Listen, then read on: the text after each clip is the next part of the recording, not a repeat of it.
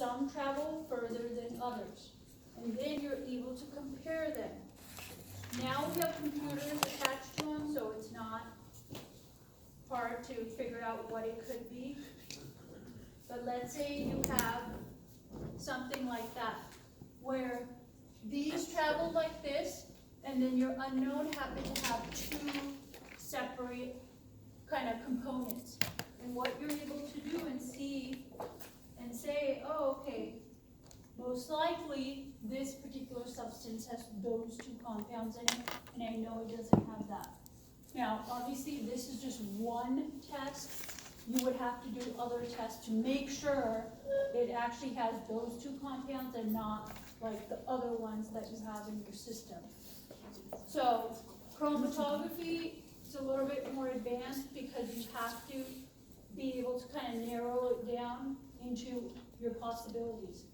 On the computer, it's easier because the computer has a database, so it's able to compare all the compounds, or else you would have to have like a massive plate. You'll hear about this like HPLC, TLC, those are kind of the names used for chromatography. That one's a little bit more advanced. These are the two that are the most common. Okay, so we talked about classifying matter. Now we're going to look at matter and energy. Okay, now notice in this actual name it says law of conservation of mass. What does the law tell you? It's been proven. It's been proven, but what is it? Is it telling you why something's happening, or just what is happening? Yeah, what is happening? So this is telling you matter is neither destroyed nor created. It's just going to be transferred. So here you have butane, just a natural gas, with oxygen, and it's producing carbon dioxide, CO2, and water. Now notice, it's a chemical reaction, right? You don't have butane here any longer. You don't see oxygen here any longer. Now it's changed into something else. But notice the masses, they stay the same. Now, when we're doing this in a lab setting or even in the real world, it's hard to show this because there's risk of human error, there's evaporation, you're going to get loss of mass when you transfer from one container to another.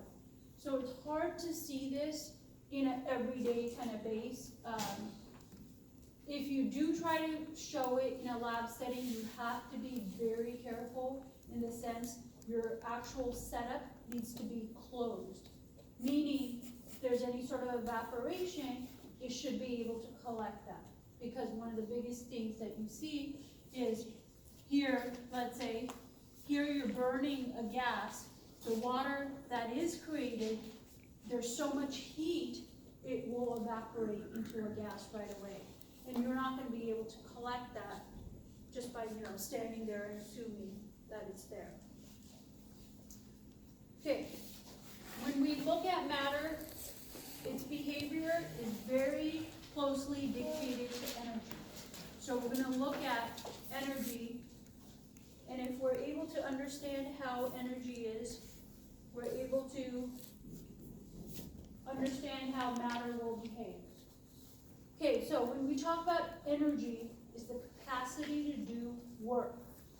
Now, I don't mean work like you go to a 9-to-5 job, kind of like that. When I say work, it's a force that's acting upon a distance. So if I try to push this, I'm doing work. Look at that. I'm so strong. I can push it. There's wheels on it, that's why. So if I were to push this, I'm applying work, I'm applying a force, and I'm pushing it across a distance. So that's how we define work. It has the same application as matter. when you look at energy, it's neither destroyed nor created, it's transferred. It's gonna go from one to another. It's not gonna just disappear into thin air. So it's transferred from one object to another. It's not gonna be just like, oh, it disappeared. It's just with you, with your naked eye, you're not able to see that, but it is there. Okay, the units. Now there's multiple units of energy. These conversions that I'm going to talk about are given to you. You don't need to worry about, oh God, I need to memorize them. You just have to understand that there's different units for energy. The systematic international unit of energy is named after a scientist. It is joules. Now, the actual unit of joules is based on the kinetic energy equation. Kinetic energy is energy of motion. So this is energy of motion. It's based on this equation, which is 1/2 mass velocity squared. Mass is measured in kilograms. Velocity is measured in meters per second. And you square it. So the actual equation, or the actual units that you get, are these. So joules represents kilograms, meters squared over second squared. It's just easier to write joules, J, than this guy, right? The KE, what's that? That's just kinetic energy. Oh, okay. Yeah. Alright. So I can just write it, either one. Again, that took me what? Less than a second, or probably 2 seconds. That's gonna take me longer. You have to take half of that, but. Yeah, but that's not gonna change my units. It's still gonna be the same units. So that's the kind of unit that's used often. You'll see this later on when we do the math problems. You're gonna also see this when we look at chemical reactions and the ones that evolve heat, give off heat. You'll see it there. The next unit of measurement is called a calorie. Now this calorie is different from the calorie that you see on your food. Do I have any food in here? Yes, I do. So this calorie is going to be different. I'll show you where that comes in. That's this third guy. The first calorie, notice it's lowercase. So I always make it a point of specifying that. And I'll also, you'll see it in your potentially useful information. I thought I had it somewhere here. Yeah, I make it a point, I capitalize it, or I keep it lowercase. So I do make a point of telling you the difference. Now this is specifically for water. How much energy it's going to take to increase the temperature of 1 gram of water by 1 degree Celsius. So you're looking at it in relation to water. Now the next one is the one you're familiar with. These are called nutritional calories or capital calories. Now 1 capital calorie makes up 1,000 of these calories. So a lot of times you'll hear the word kilocalories, right? You'll hear that if you take, if you go into nutrition, you'll hear that word. That's where they're getting it from. Because you need 1,000 of these calories to make up a large calorie. So you'll hear kilocalories instead. The last one, electricity, kilowatt hour, you'll hear that a lot. So that's dealing with electricity, but all of these units are dealing with energy. And I'll give you the conversions to all of them.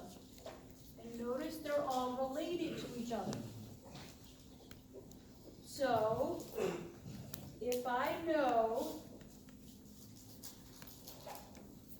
let's say appliance, and I know how much kilowatt hour it consumes, how much energy it consumes, I can relate that to joules. Then from there, I can relate it to little calories. Then from there, I can relate it to nutritional calories. So you can treat appliances like humans. Isn't that crazy?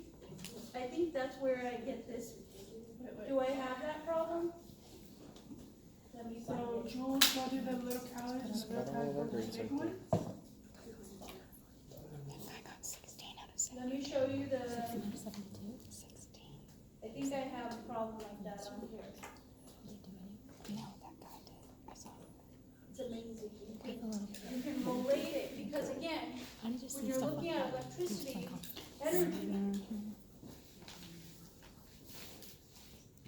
yeah. Yeah. This one, you have a water heater, right? This is how much energy it consumes. You can figure out how many nutritional calories that would be.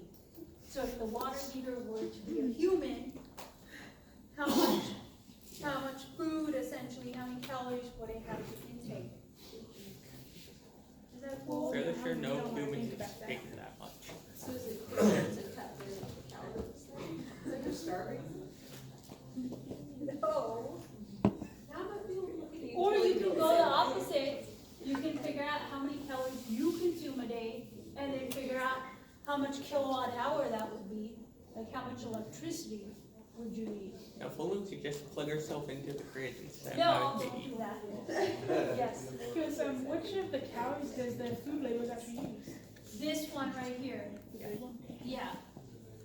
But they always put it as lowercase on the I boxes. know, that's what I was wondering. It depends, like here I have it, it's uppercase.